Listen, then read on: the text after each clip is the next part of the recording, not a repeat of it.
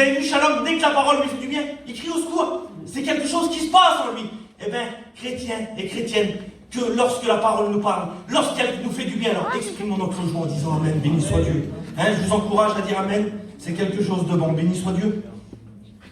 Alors Dieu a mis un mot sur mon cœur, et j'ai eu une petite semaine pour regarder, préparer et mettre des textes. J'aimerais vous remercier les anciens déjà de m'avoir donné la place. Je suis très honoré de faire le dernier culte de l'année. Puis certainement qu'il y a beaucoup d'anciens qui ont pu le faire. Hein. Je pense à David, il a plus de mon âge en ministère. Il aurait pu terminer l'année. Ou même les frères ont pratiquement tous mon âge en ministère. Mais Dieu a fait un privilège à ma vie et que c'est moi qui prêche la parole de Dieu ce matin. Alors je le remercie de tout mon cœur et je remercie l'Église. Béni soit Dieu. Alors j'ai noté quelques petits textes et puis j'aimerais le partager avec vous d'une grande simplicité. Vous savez, c'est la fin de l'année. Et puis vous savez, la fin de l'année, là, c'est un peu le moment où on doit faire un bilan. Hein, et puis j'ai marqué cela. L'année se termine, et là, c'est là qu'on va faire un bilan. Et puis ce matin, j'aimerais qu'on laisse Dieu nous parler à travers ces paroles qu'il a pour nous, là, et de voir où nous en sommes spirituellement. Et puis j'ai marqué cela. Vous savez, j'ai marqué cela, Seigneur, je suis un peu embarrassé ce matin, et puis j'aimerais tellement que Dieu nous parle et que mon cœur soit disposé à vous parler. J'aimerais qu'on prie le Seigneur. J'aimerais qu'on prie à nouveau le Seigneur. Guy, tu pries le Seigneur, Guy? Seigneur Jésus, viens bénir en mon âme.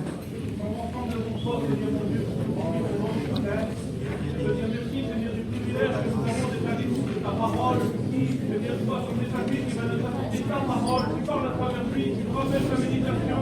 Merci de voir, Seigneur mon Dieu, pour nous, Seigneur mon Dieu, pour les serviteurs, celui que tu as choisi, Seigneur, merci, que nos cœurs soient disposés à respecter ta parole, car les sauver sa terre, dans le nom de Jésus.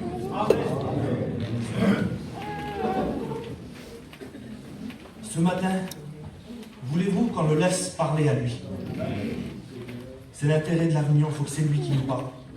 Alors il parlera, il fera, il prendra le temps qu'il voudra, parce qu'il est le chef, béni soit Dieu. Et le chef, c'est lui qui décide, c'est lui qui fait, c'est lui qui ordonne. Laissons-le faire. Et vous savez, lorsque les chefs d'entreprise, les hommes qui gèrent des sociétés, qui gèrent des magasins, qui gèrent des garages, là, ben la fin d'année, pour eux, c'est aussi le signe de faire un bilan et de voir où ils en sont. De voir si l'année a été bonne. Alors, ils vont se réunir ensemble, les chefs, les gérants de l'entreprise, et ils vont voir si l'année a été bonne pour eux, si elle était fructueuse, si l'année a beaucoup rapporté, si l'année a été un grand bénéfice pour eux. Là. Et puis ces hommes-là, ils vont voir cela. Et ou bien, ils vont regarder, ils vont rendre un compte, là, ils vont voir le bilan. Eh bien, le bilan n'est pas terrible de la société, là. La société, elle est en perte. On est en dette et puis ça n'a pas été, on est en difficulté. Et puis j'ai marqué cela dans ton année spirituelle, fais un peu le bilan. Est-ce que ta vie spirituelle t'a rapporté des bénéfices? Est-ce que dans cette nouvelle année là, est-ce que dans l'année qui a passé 2019, tu as reçu des bénéfices spirituellement ou tu es en déficit spirituellement? Est-ce que tu es en déficit? Alors est-ce que dans l'année 2019 ta vie spirituelle a progressé? Est-ce que ta vie a progressé ou a rétrogradé spirituellement? Est-ce que dans 2019, ta vie s'est fortifiée, a pris des forces avec Christ? Oh, elle est faiblie spirituellement. Alors dans cette nouvelle année-là, il serait bon de prendre des nouvelles résolutions. Et de faire le bilan et de dire, Seigneur, ce que j'ai manqué en 2019, là, dans la nouvelle année qui s'ouvre, là, je ne veux pas le manquer. Je veux avancer avec toi. Et puis vous savez qu'est-ce qu'ils vont faire? Eh bien, le chef, là, le chef de l'entreprise, là, il va prendre une décision. Et j'aimerais que ça soit ta décision. Il va décider de tourner la page là. Parce que 2019, il ne pourra pas en dire c'est une année qui a eu des échecs, alors il va tourner la page et il va se projeter dans l'année qui vient. Et j'aimerais que vous vous projetez dans l'année qui va venir dans les quelques jours là. En voulant dire Seigneur, 2019 a été un échec. 2019 n'a pas été comme ça aurait dû être là. Je veux grandir, je veux avancer, je veux que ça change dans cette nouvelle année. Et puis regardez, j'ai marqué cela. Alors, le chef d'entreprise, qu'est-ce qu'il va faire? Il va tourner la page là. Et il va tout mettre en œuvre pour se projeter dans l'année nouvelle, là, pour qu'elle soit un moyen de réussite totale. Mettez tous les moyens de votre côté, frères et sœurs, pour que la nouvelle année là, soit une réussite. Alors, dans cette année-là, il n'a qu'à beaucoup perdu spirituellement. Et spirituellement, ils n'y croient plus. Seigneur, jamais je pourrai revenir comme j'étais là.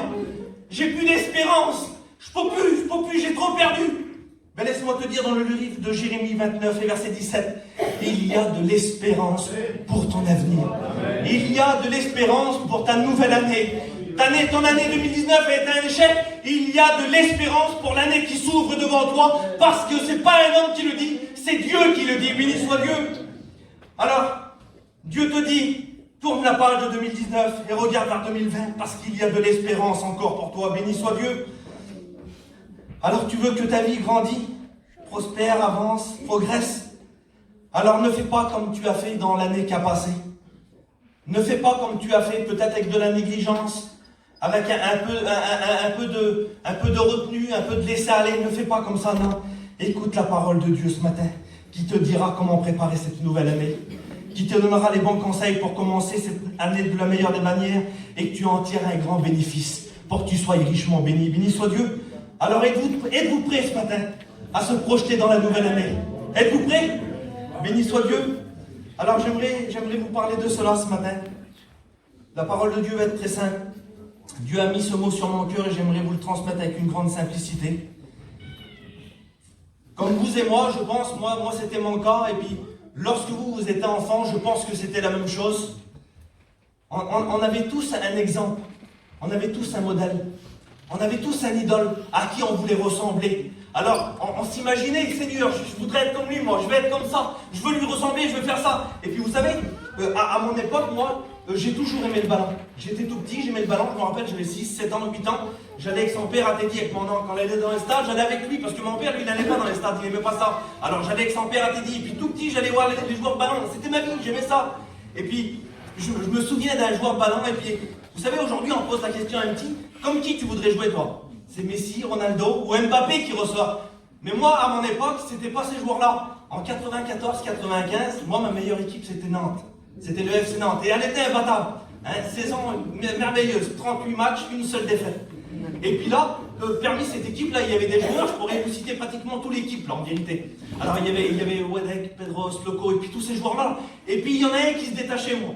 Comme je le voyais jouer, je mourais, je veux ressembler. Alors, quand je touchais un ballon, je voulais faire comme lui. C'était Nicolas Wedek, c'était ma vie, ce racle-là. Je voulais être comme lui.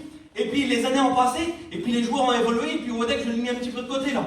Il y a des nouveaux joueurs qui sont venus. Et puis, en 98, là, il était tout jeune, il a été transféré, il était acheté par un club en Angleterre.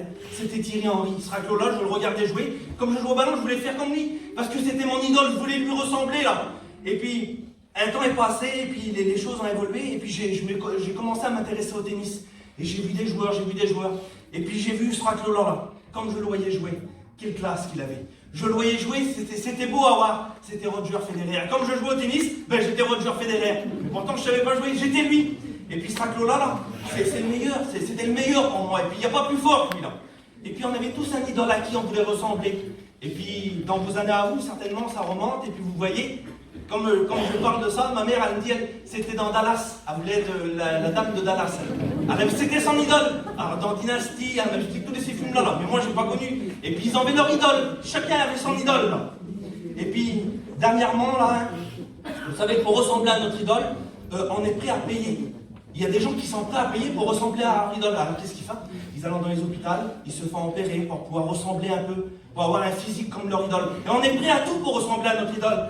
Et puis, dernièrement, il y a une année de ça, je ne sais pas si vous l'avez vu, la France a un incroyable talent. Il y a un petit raclot qui s'est démarqué là. Il s'appelle Jean-Baptiste Gueguin. Et puis lui, son idole, c'est Johnny Hallyday. Et puis si vous l'aurez vu, ce petit raclot-là, lorsqu'il chante, on ferme les yeux, on croit que c'est Johnny Hallyday. Et puis comme on le regarde dans son attitude, dans ses gestes, dans la façon de parler, dans la façon de se tenir, dans la façon de chanter là, il fait voir qui il aime. Il fait voir qui est son idole. Et comme on le voit, on dit, ben ce raclot-là, c'est Johnny Hallyday là. Vous comprenez? Il fait tout comme son idole.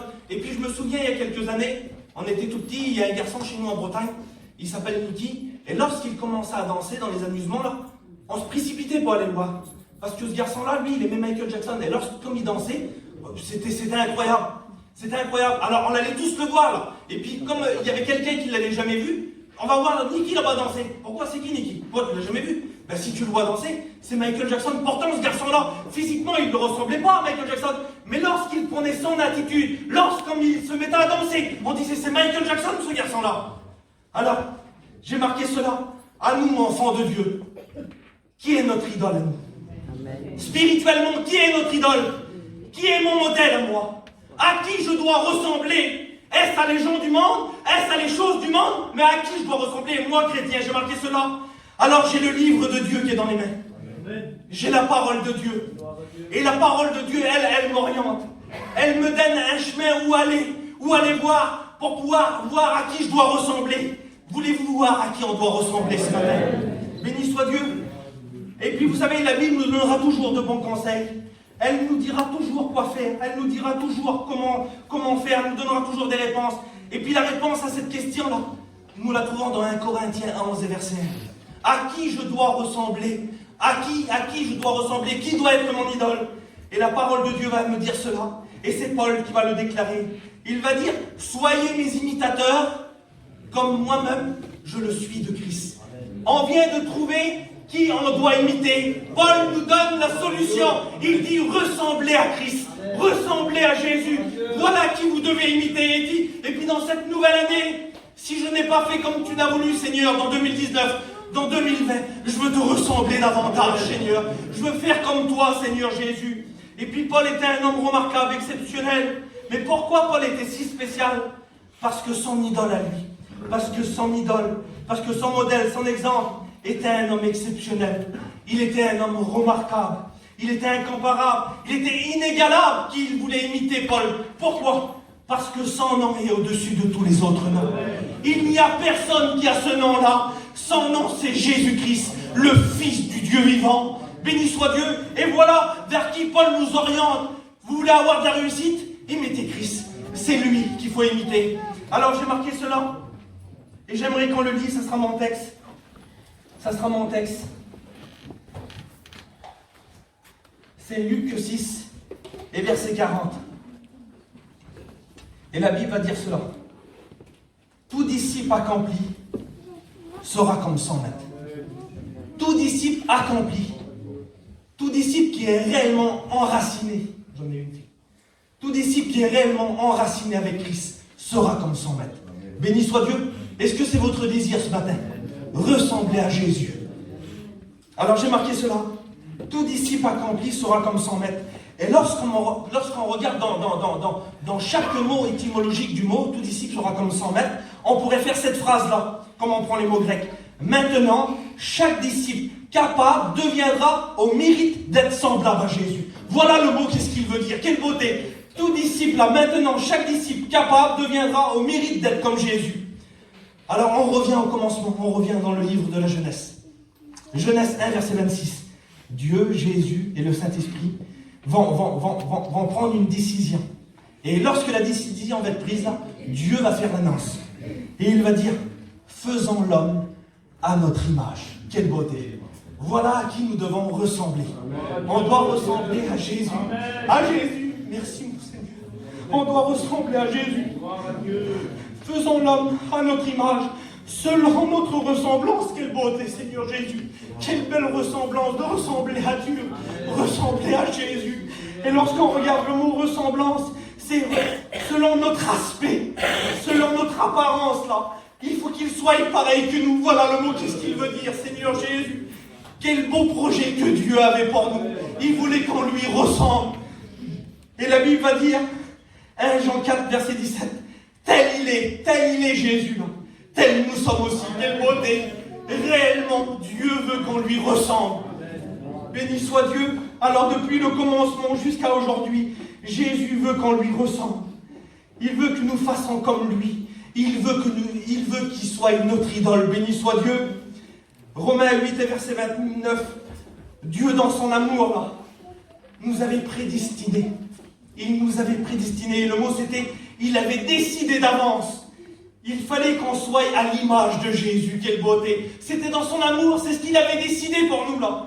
Alors voulez-vous voir? Voulez-vous qu'on voit ensemble cela? Alors j'ai marqué, frères et sœurs, ne vous trompez pas d'idole, parce qu'on peut se tromper. Ne vous trompez pas d'idole. Idole matériellement, les affaires de la vie, les choses qu'on peut aimer là. Ce ne sont pas nos idoles, ce ne sont pas la priorité, bien qu'il est faux, béni soit Dieu. Mais notre idole à nous, c'est Jésus, béni soit Dieu. Et dans le livre de Philippiens 1,21, Paul dira, car pour moi, Christ est ma vie, quelle beauté. Christ est ma vie. Alors on pourrait dire, pour moi, Christ est mon idole. Christ est mon modèle, quelle beauté Seigneur. Pour moi, Christ, c'est mon exemple aussi. C'est à lui que je veux ressembler. Christ, pour moi, c'est lui que je veux imiter. Béni soit Dieu. Alors, voulez-vous qu'on voit un petit peu qu'est-ce que Christ faisait? S'il est notre idole, on doit se renseigner sur lui. Vous savez, lorsqu'on aime quelqu'un, on se renseigne pour faire pareil que lui. Vous aimez Jésus? Amen. Et la Bible me renseigne sur ce qu'il faisait. Alors, on va voir qu'est-ce qu'il faisait. Alors, quels sont les gestes et les choses que mon Sauveur faisait? Je veux te ressembler, Seigneur. Mais que faut-il que je fasse? Alors, la Bible nous dit dans Jean 10 et verset 30. Moi, Jésus, et le Père qui est Dieu, nous sommes un. Il y a de l'unité, quelle beauté. Il y a de l'unité. En voulant dire, on a la même pensée, on a le même désir. Ce qui nous décrit le mieux à nous, c'est l'amour. C'est l'amour. Alors, qu'est-ce qui me prouve que tu es amour, toi? Que je dois aimer aussi? Est-ce que tu peux me le prouver par ta parole, Seigneur? 1 Jean 4,8. Dieu est amour. Dieu est amour. Et ça, c'est la nature de Dieu. On ne pourra pas la changer. Dieu est amour. C'est dans lui. C'est ancré en lui.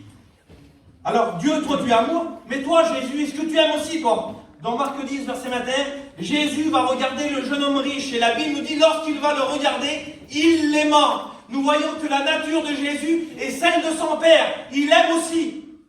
Et puis, un temps va passer. Et j'ai marqué cela. Tu veux me ressembler? Alors tu dois aimer. Et puis la parole de Dieu nous demande d'aimer. Et c'est important d'aimer. Mais Seigneur, qui je dois aimer? 1 Jean 4,7, bien aimé. Aimons-nous les uns. Et ça, c'est une première chose. On doit aimer les uns. Mais qui sont les uns, Seigneur? Les uns, c'est ceux de ma famille. C'est ma femme. C'est mes enfants. C'est mes frères, mes soeurs, ma famille.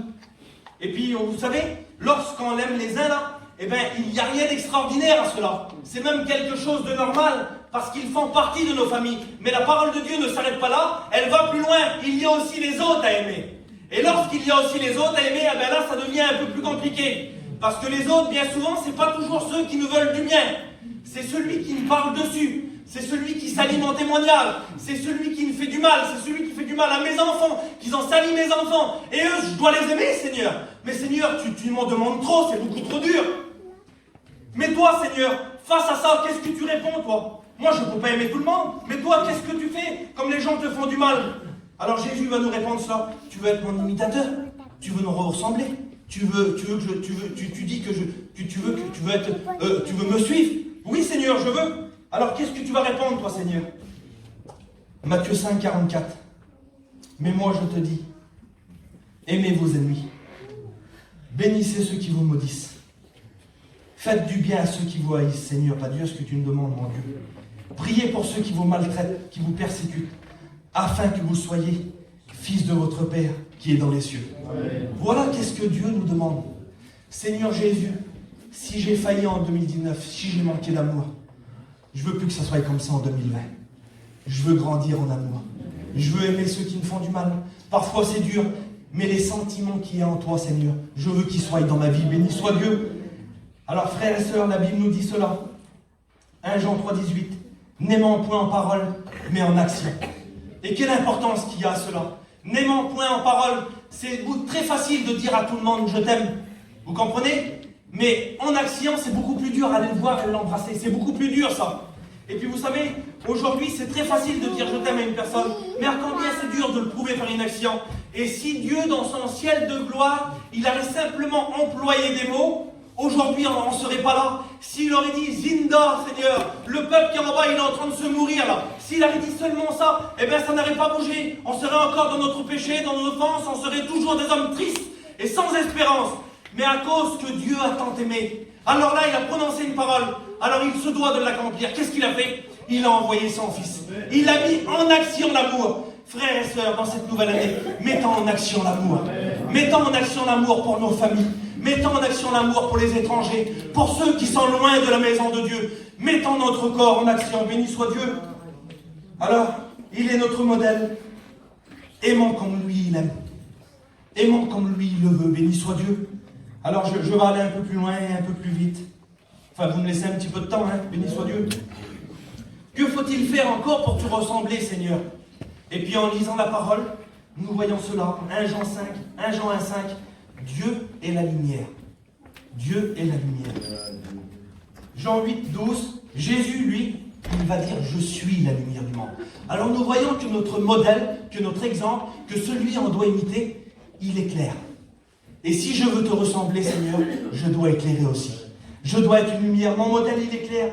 Et vous savez qu'est-ce qu'il a fait? Mon modèle, un jour, qu'est-ce qu'il a fait pour vous et moi? Il est venu mettre de la lumière où c'était ténèbres. Quelle beauté! Il est venu éclairer notre vie. Il est venu apporter de la joie. Il a enlevé la tristesse. Il a apporté de la lumière. Là. Et là, qu'est-ce qu'il a fait? Il a enlevé la tristesse. Il a remis de l'espoir qu'il n'y en avait plus. Et aujourd'hui, Jésus, là, nous a tiré des ténèbres. Il nous a amenés dans sa admirable lumière. Là. Et c'est à notre tour aujourd'hui de pouvoir éclairer. Et Jésus nous demande d'éclairer. Dans Matthieu 5, 14, il va s'adresser à nous, il va dire, c'est vous maintenant, vous êtes les lumières. Quelle beauté!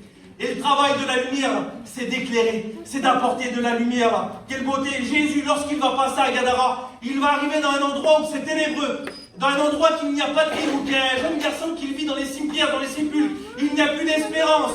Mais béni soit Dieu, Jésus, la lumière du monde, là, elle va dans les villes où il y a les ténèbres, là, et elle va éclairer. Et la Bible nous dit que ce garçon-là, il va revenir dans son bon sens. Pourquoi? Parce que la lumière l'avait éclairé. Ben, laissez-moi vous dire que vous êtes tous engagés à aller dans des villes où il y a les ténèbres, où il y a la tristesse, dans les foyers de vos amis, de vos parents, de vos beaux-parents, de vos frères, de vos sœurs. Vous êtes des lumières, c'est à vous de les aller éclairer. Seigneur, si je n'ai pas éclairé dans ma famille en 2019, cette année, je veux que ça change. Je veux apporter de la lumière comme toi tu le faisais. Je veux apporter de la joie comme toi tu faisais, Seigneur, parce que tu me demandes de le faire. Béni soit Dieu, Jésus, la lumière est venue. Il est venu apporter la lumière. Et combien de nos familles ont besoin d'être entourées et de vivre, ils vivent encore dans les ténèbres. Soyons comme notre modèle, éclairons-les avec la parole de Dieu. Éclairons-les avec la parole. Béni soit Dieu. Alors j'ai marqué ça. Vous savez, une barque, on l'identifie souvent à une vie. Et une barque qui est dans l'eau, c'est la mer, c'est le monde. Et il y a beaucoup de barques, beaucoup de vies qui sont encore dans le monde. Là. Et puis lorsque il y a des tempêtes, des problèmes, des difficultés, là, eh bien les barques, ils sont prêts de chavirer, de faire naufrage. Et combien de nos familles sont en train de faire naufrage dans le monde là? Ils sont sans lumière, sans espérance, sans vie. Mais il y a quelque chose qui va orienter les bateaux. C'est qu'il y a un phare. Et le phare, il apporte la lumière, il apporte une direction. Et les phares, c'est nous, chrétiens et chrétiennes. C'est nous qui doit apporter une direction pour notre famille. C'est nous qui doit éclairer, c'est nous qui doit montrer le chemin, de dire, il faut que tu viennes à la croix. C'est à la croix le bon port, c'est ici qu'il n'y a pas de problème, qu'il n'y a pas de difficulté. Béni soit Dieu. Alors éclairons nos familles qui sont dans les ténèbres. La Bible va nous demander cela aussi encore. Tu veux être mon modèle, mais tu dois faire comme moi. Jean 7, 47. Jamais homme n'a parlé comme cet homme. Quel langage qu'il devait avoir Jésus. Quelle beauté, lorsqu'il devait passer quelque part, lorsqu'il devait parler. Ça devait être remarquable. La Bible nous dit que les gens sortaient de leur maison, se précipitaient lorsque Jésus passait. On venait pour l'écouter, quelle beauté, on venait pour le voir. Il était tellement, sa renommée se répandait tellement que les gens voulaient désirer ardemment voir qui il était. Désirant ardemment lui ressembler, chrétiens et chrétiennes. Mon modèle, c'est lui qui a le plus beau des langages. Son langage, son humeur, elle ne change pas, quelle beauté. Parce que la Bible nous dit dans Hébreux 13, 8, il est toujours le même. Toujours le même, il ne change pas, il est toujours le même. Et bien souvent, notre langage, notre humeur change. Et ça, c'est un défaut. Alors j'ai marqué cela. La Bible nous dit qu'ils vont frapper Jésus. Ils vont lui arracher la barbe. Ils vont labourer son corps. Ils vont le crucifier. Son langage ne change pas. Quelle beauté. Il va passer par tous les misères, mais son langage demeure toujours le même. Luc 23, verset 34, Jésus dit, Père, pardonne-leur. Quelle beauté, quel beau langage, toujours des paroles bénissantes, toujours des paroles pleines d'amour, malgré les problèmes, malgré les difficultés, malgré les vents contraires, malgré l'adversité. pardonne-leur, c'est pas grave ce qui m'arrive, c'est pour eux, parce que je les aime. Seigneur Jésus, quel modèle remarquable. Même si les gens nous font du mal, nous parlent mal, nous disent des paroles, disant, je suis chrétien, c'est pas grave, je ressemble à mon maître, je ressemble à mon idole, je veux faire comme lui, c'est pas grave. Je suis un enfant de Dieu. Et Paul va dire à Timothée, sois un modèle. Quelle beauté. La Bible nous demande d'être des modèles. Modèles en parole, en conduite, en foi, en pureté, en amour. Quelle beauté. C'est ce que nous devons être. Nous devons être des modèles. Et la Bible nous dit malheureusement, parfois on enfreint un peu cette règle. Éphésiens 4, 29, qui ne sort de votre bouche aucune mauvaise parole. Et bien souvent ça arrive. J'avais dit quelques mots dans le camping samedi dernier. Parfois il y a des mots qui sortent. Des mots sans faire attention, mais des mots inutiles, des mots qui ne devraient pas sortir. Et pourtant, ils y sont ces mots-là. Et parfois, il y a des gens qui sont à côté de nous et qui attendent. Chrétien. Et ça veut dire quoi? Ça ne devrait pas être dans ta bouche. Et on est repris, Seigneur, qu'est-ce que j'ai dit devant les inconvertis? Ça va pas là. À quel moment je dois appliquer ce texte-là, Seigneur, qui ne sort aucune mauvaise parole de votre bouche? Il y a un moment pour l'appliquer. Alors, même si les petits me font du mal, si je crie, si ça va pas, si j'ai pas travaillé depuis quelques jours, je dis pas de parole, Seigneur. Ben oui, important, l'humeur ne change pas. La Bible nous dit, Colossiens 4 et verset 6, que vos paroles soient toujours accompagnées de grâce et de sel. Quelle beauté! Voilà le langage que la Bible veut que nous avons. Un langage qu'il y a du sel. Et lorsqu'il y a du sel dans un endroit, ça donne soif. Donnons soif autour de nous. Donnons soif de la parole de Dieu. Lorsque nous parlons de Jésus autour de nous, là, que les gens aient soif de dire c'est pas bon ce qu'il a trouvé, je voudrais la même chose là. Parlons de Jésus. Et comme on parle de Jésus, on donne soif autour de nous. Alors, quel est le plus beau des langages? 1 Corinthiens 2, verset 13. Parlant, employant un langage spirituel. Amen. Voilà de la manière dont nous devons parler. Parlant avec un langage spirituel. Quelque chose parfois qui est dur, bien souvent. Mais un langage spirituel comme notre maître. Béni soit Dieu. Alors ne parlons pas comme le monde veut, mais parlons comme Dieu veut, avec un langage béni, un langage spirituel plein d'amour. On va un peu plus loin. Béni soit Dieu. Amen. Mon exemple, j'ai marqué mon idole. Que fait-il encore? Jean 19 et verset 17. Jésus porta sa croix. Jésus porta sa croix. Seigneur, je veux te ressembler. Tu dois porter ta croix aussi. Et parfois, si je veux te ressembler, je dois porter ma croix aussi, Seigneur.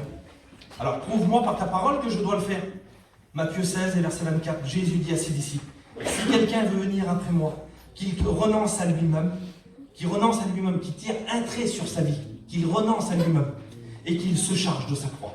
C'est une obligation, d'après la parole, de se charger de sa croix. Mais la croix, parfois, elle ne nous arrange pas. La croix ne nous arrange pas toujours. Parce que la croix, on ne peut pas l'amener où qu'on voudrait, parfois où on voudrait l'amener. La croix, on ne l'amène pas n'importe d'où. On ne l'amène pas n'importe d'où. La croix, ce n'est pas une croix qu'on prend, on la met sur un côté et on la reprend comme elle nous arrange. On se charge de notre croix. Et puis vous savez, ce n'est pas toujours facile. On ne l'amène pas n'importe d'où, dans n'importe quel endroit. Alors, et avec le temps, c'est ce qu'il y en a qui l'ont fait déjà. Avec le temps, on essaye de couper des morceaux de la croix. On essaye pour que notre croix soit un peu plus légère, un peu moins lourd à porter. J'ai trop de problèmes, trop de difficultés, c'est trop dur.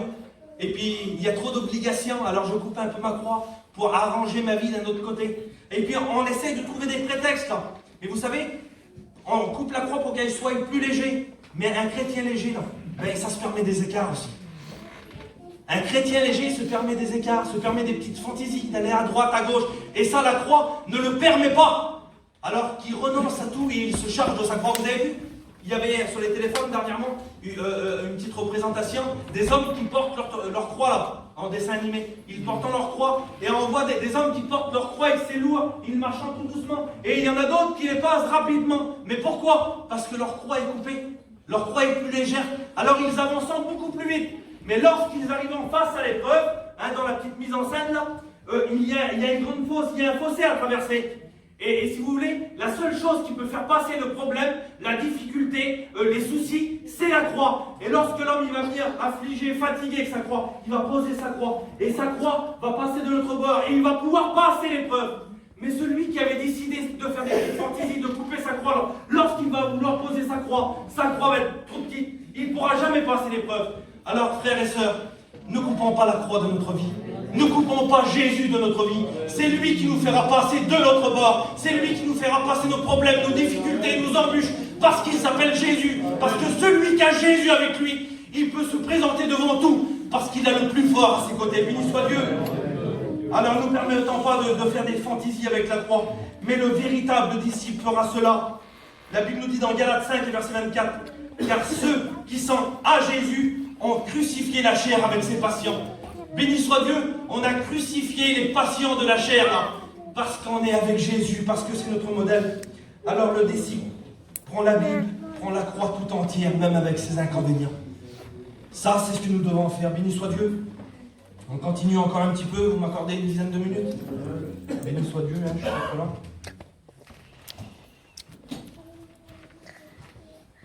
Ça, c'est merveilleux.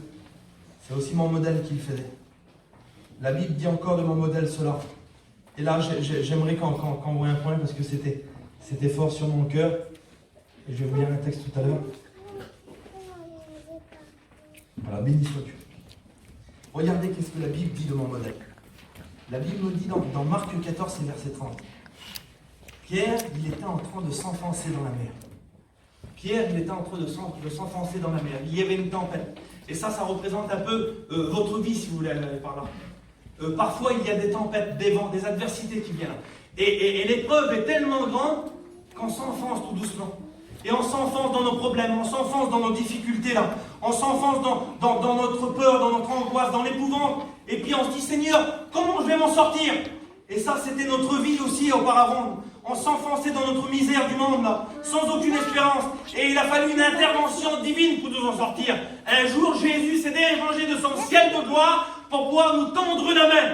Et c'est ce que Jésus fait. Il tend la main aux hommes. Quelle beauté, quel beau exemple que nous avons là. Et la Bible nous dit que Pierre, là, il va crier. Et il va dire, sauve-moi. Et c'est ce que nous avons fait aussi. Nous avons crié à Jésus. Et nous avons dit, sauve-moi de mon problème. Sauve-moi de la difficulté là. Et la Bible nous dit que aussitôt, Jésus étendit sa main et il le saisit. Reproduire les gestes de mon idole. Reproduire les gestes de mon exemple. Tendre la main aux autres. Quelle beauté. Jésus tendait la main aux hommes. Et j'ai marqué cela. Et le mot qui était fort, c'était celui-là, Seigneur Jésus. Et puis, c'est sans vouloir rappeler des mauvais moments. Sans vouloir rappeler des mauvaises phases de votre vie. Mais c'était le mot fort qui était sur mon cœur et j'ai marqué cela. À ce moment-là, comme tu t'enfonçais là, dans tes problèmes, dans tes difficultés, là, souviens-toi, j'ai marqué cela. Miné, souviens-toi. Tu t'enfonçais dans ton problème quand tu écoutais le cri à flanc. Tu t'enfonçais. Seigneur, qu'est-ce qui m'arrive? Le problème, l'épreuve, elle vient là. Et j'ai marqué cela. Rocky, tu t'enfonçais dans l'alcool, dans la drogue, dans le péché. Tu t'enfonçais là. Et puis j'ai marqué aussi la campagne à Minus. Le problème, la difficulté, l'a séparé de sa famille. Kimi, Mimis, la maladie avait touché Anakin et tu vous enfoncez dans le problème là. Et je m'adresse à tous. Souvenez-vous de la haine que vous avez auparavant sur un tel ou sur un tel, l'angoisse, par le deuil que vous êtes passé, par la difficulté, le problème, par la solitude, l'inquiétude que vous avez passé, par les moments de solitude, vous étiez à rail, vous s'enfoncez dans vos problèmes là, dans la maladie, dans le divorce là, où vous croyez que c'était fini, qu'il n'y avait plus d'espoir, et tu t'enfonçais dans la misère, comme Pierre, tu t'enfonçais là. Mais Jésus de son ciel de gloire, là, il l'a vu, quelle beauté, et lui qui était si haut dans le ciel là, il s'est abaissé jusqu'à toi, il s'est abaissé là, et lorsque Pierre il était en train de s'enfoncer là, et c'est ce que j'avais sur mon cœur, Seigneur Jésus, je voyais l'image là, que Jésus s'abaissait là de cette manière. Il s'abaissait, il était tellement rendu bas, et puis il pouvait peut-être plus crier, il tendait l'oreille, il tendait, Miné, j'ai écouté ta plainte, j'ai écouté, il te saisissait par sa main forte là, et il te sortait de ton problème là, il vous sortait de votre difficulté, il vous sortait de votre angoisse, de vos peines, de vos malheurs, il vous sortait de votre deuil.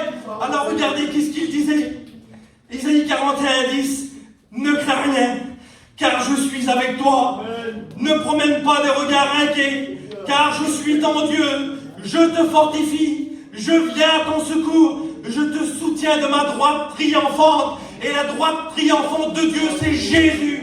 C'est lui qui est venu nous sortir de nos problèmes, de nos difficultés, de notre épreuve, de notre deuil, de nos divorces. C'est lui qui avait toute autorité de le faire. Il s'appelait Jésus. Et regardez, il nous soutient de sa droite qui ne perd jamais, le texte veut dire, de sa droite qui gagne toujours, de sa droite qui remporte toutes les victoires. C'est lui qui remporte toutes les victoires. Béni soit Dieu. Et lorsqu'il nous a sortis de ce problème-là, par sa main droite, aujourd'hui nous voulons faire pareil aussi. Nous voulons tendre la main aux autres. Nous voulons tendre la main à celui qui s'enfonce dans les problèmes, dans les difficultés. Et j'ai marqué cela. À ce moment-là, la Bible nous dit, mon sauveur, mon modèle, là, il tendait la main aux autres. Et Pierre, là, dans Acte 3, il va reproduire les gestes de son maître. Il va reproduire les gestes de son idole qu'il a eu pour lui. Acte 3, Pierre et Jean, allaient au temple à l'heure de la prière, là. Et puis la Bible nous dit, lorsqu'ils vont aller, un homme boiteux avait besoin de secours. Il était à cette porte-là. Il avait besoin de secours. Pierre et Jean, ils sont là. Et puis je pensais à ça. Jean aurait pu prendre le devant et aller tout de suite, il parlait à cet homme-là. Mais il ne le fait pas. Et la Bible nous dit que c'est Pierre qui va prendre le devant. Et Pierre va parler tout de suite à cet homme-là. Et puis regardez, j'ai marqué cela. À ce moment-là, Pierre n'était plus le même que dans Matthieu 14, là. Lorsqu'il s'enfonçait dans ses problèmes, dans ses difficultés-là. Il n'était plus le même à ce moment-là. Parce que Dieu l'avait tiré là. Il n'était plus le même, j'ai marqué cela. Il n'est plus le même. Il n'est plus celui de Matthieu 14 où il s'enfonçait dans les problèmes, dans les difficultés. Où Jésus, il l'a pris, il l'a tiré par la main là. Mais cette scène-là, dans mon idée, elle a resté marquée dans sa vie. C'est une scène qui a resté marquée dans sa vie. Il était en plein milieu de la mer, il s'enfonçait, Jésus est venu et il l'a tiré. Et certainement que cette scène la revenait dans son esprit là. Il a revenu dans son esprit. Souviens-toi d'où je t'ai tiré là. Tu vois cet homme qui est là, va étendre la main. Donne-y un coup de main à cet homme-là.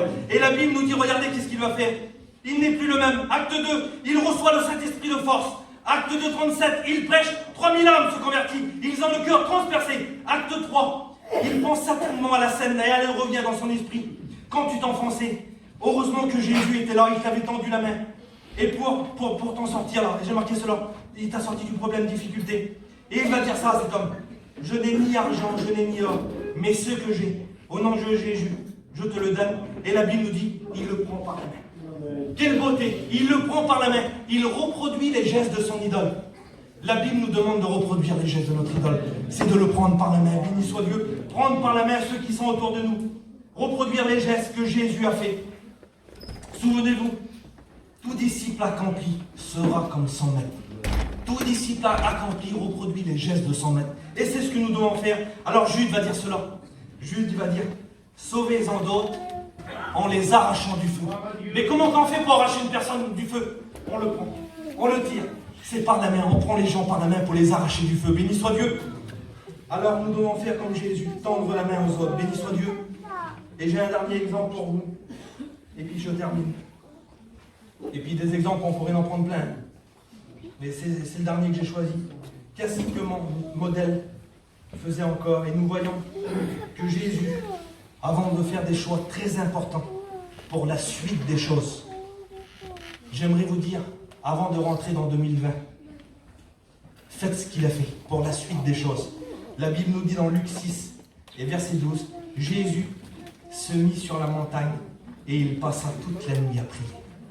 Avant de faire des choix très importants, prier. Et c'est ce que mon modèle faisait. C'était un homme de prière. La Bible nous dit qu'il passa toute la nuit à prier. Mon modèle, il aime la prière. Domaine très difficile pour nous, parce que la chair a des désirs contraires à celle de l'esprit. Hein, ça, vous le savez. Mais lorsqu'on s'approche de Dieu, eh bien, la chair, on la fait mourir. On l'a fait mourir. Et Jésus faisait mourir sa chair. Il passait du temps dans la prière. Alors mon modèle, il priait. Rien ne l'empêchait de prier. Marc 1 et verset 35. Vers le matin, c'était encore très sombre dehors. Il partit dans un lieu désert pour prier. Matthieu 14, le soir était venu, il s'est mis à l'écart pour prier. Luc 5, verset 16, sa renommée se répandait de plus en plus. Et lui, qu'est-ce qu'il faisait? Il se retirait au désert pour aller prier. Jean 6, 5000 hommes, sans compter les femmes et les enfants. Il va prier pour la nourriture et le miracle se fait. La Bible nous dit encore dans Jean 11, verset 41, même devant la mort, Jésus rend grâce encore. Dans les problèmes, dans les soucis, dans les difficultés, Jésus prie.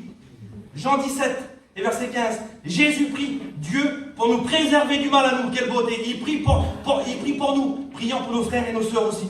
Luc 23, verset 34, Jésus prie son Père de pardonner ceux qui l'ont tué. Il prie pour tout, Jésus. Soyons des hommes et des femmes de prière dans cette nouvelle année. Mettons la prière en avant, béni soit Dieu. Alors le plus grand des modèles, qui est Jésus, va nous donner ce conseil-là. Luc 21, verset 36. Veillez donc et priez en tout temps, quelle beauté, Seigneur Jésus. Matthieu 26, verset 41. Veillez et priez pour ne pas tomber dans la tentation. Matthieu 6, 6. Fais-le davantage. Entre dans ta chambre, ferme ta porte et prie ton Père. Quelle beauté. Ça, c'est les conseils de la parole de Dieu. C'est les conseils de Jésus pour une réussite spirituelle. Béni soit Dieu. Alors notre modèle, notre exemple, c'est Jésus et faisons comme lui. Soyons des véritables imitateurs de Christ en amour, en lumière, en parole, en portant sa croix, en tendant la main aux autres et en prière. Si nous faisons cela, nous aurons une année 2020 riche, bénie, bénie. C'est vrai que vu que c'est une seule fois par année, on veut la réussir, on veut que ça soit bien cette fête-là.